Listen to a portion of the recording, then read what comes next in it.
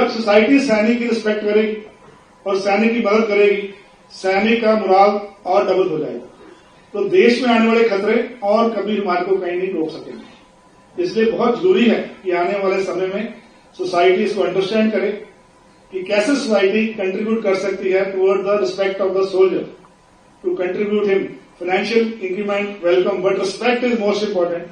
जब society soldier को respect करेगी, सोल्जर लड़ाई के मैदान में कभी पीछे नहीं हटेगा। ये बात पक्का मेरे को विश्वास है।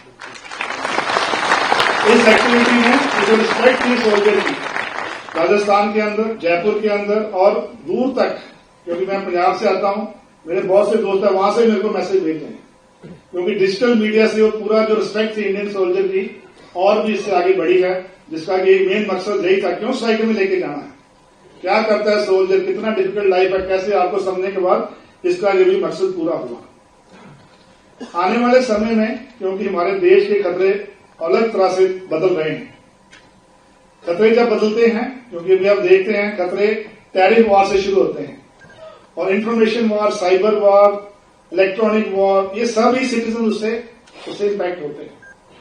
और जैसे देश विकसित होंगे, हमारा देश का सपना है विकसित भारत 2047, ये जब विकसित होंगे, डेवलप करेंगे देश, तो खतरे और बढ़ेंगे। खतरों की रूपरेखा बदली होगी, जैसे कि मैंने कुछ बताए हैं, कॉन्टैक्ट नॉन कॉन्टैक्ट वारफेयर हो जाएगा, हाइब्रिड वारफेयर है, बहुत सारे ऐसे हैं। लेकिन उसका सम क्या है कि खतरा पहले पुराने जमाने में जब लड़ाई लगती थी तो मिलिट्रीज लड़ती थी।